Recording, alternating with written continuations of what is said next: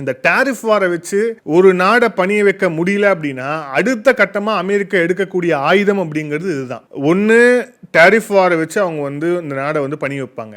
ரெண்டாவது, உள்நாட்டிலேயே வந்து கிளர்ச்சியை உண்டாக்குவது.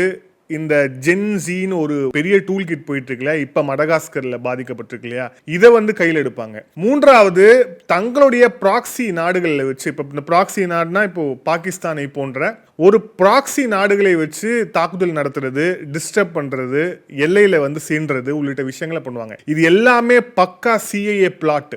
இவங்களுக்கு வந்து பக்காவான ஒரு பிளாட் அப்படிங்கிறது வந்து ஸ்ட்ரக்சரைஸ் தான் இருக்கு. அதை தான் அவங்க வந்து நிறைவேற்றிக்கிட்டே இருக்கிறாங்க. அதன் ஒரு பங்கு தான் இந்த ஆப்கானிஸ்தான் பாகிஸ்தான் வார் அப்படிங்கிறது. ஆனால் ஒரு விஷயம், ஆப்கானிஸ்தான் குறிப்பாக தலிபான்களை பொறுத்தவரை எப்படி வந்து ஷேக் ஹசீனா அவர்கள் அவங்களுடைய நாட்டை அவங்க ஆட்சியில் இருந்தபோது ஒரு பொருளாதார ரீதியில வந்து வல்லமை கொண்ட ஒரு நாடாக மாற்றி காட்டினாரோ, அதே மாதிரி ஒரு பொருளாதார ரீதியில ஒரு நல்ல ஸ்திரமான ஒரு அரசாங்கத்தை கொண்டு வர வேண்டும் அப்படிங்கிற முயற்சியில தலிபான்ஸ் வந்து ரொம்ப சின்சியரா வந்து ஈடுபட்டு இருக்கிறாங்க. அவங்களுடைய கடந்த காலம் வேணா மோசமாக இருக்கலாம், ஆனா அந்த ஆட்சிக்கு வந்த பிறகு அவங்க செஞ்சுட்டு இருக்கக்கூடிய விஷயங்கள், குறிப்பாக இந்தியா போன்ற ஜனநாயக நாடுகளோட அவங்க வந்து ஒரு டைலாக் வராங்கிறதே மிகவும் ஆரோக்கியமான ஒரு விஷயம். ஆனா தன்னை வந்து பேரளவுல ஜனநாயகம்னு சொல்லிக்கக்கூடிய ஒரு சிலர் இருக்கிறாங்க. குறிப்பா அந்த பாகிஸ்தான் போன்ற இந்த நாடுகள் இருக்கு இல்லையா, இவங்க தொடர்ச்சியா செய்யறது வந்து தீவிரவாதம் தான். ஆனா வந்து இஸ்லாமிக் ரிபப்ளிக் ஆஃப் பாகிஸ்தான் மட்டும் பேரு மட்டும் இருக்கும், ஆனா ஜனநாயகமும் கிடையாது. எதிர்க்கட்சி தலைவர் ஜெயில இருப்பாரு.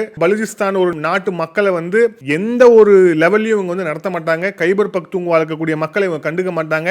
இவங்களை பொறுத்த வரைக்கும் பஞ்சாப் ப்ராவின்ஸ் தான் வந்து அங்க இருப்பவர்கள் தான் ராஜாதி ராஜாக்கள், மன்னாதி மன்னர்கள். இந்த மாதிரி ஒரு மண்ணில் இருக்கக்கூடிய ஆட்சியாளர்கள் பாகிஸ்தான்ல இருக்கிறாங்க. பட் ஆப்கானிஸ்தான்ல அதற்கு மாறாக அப்படியே இருக்கு அப்படிங்கிறத பார்க்கிறோம்.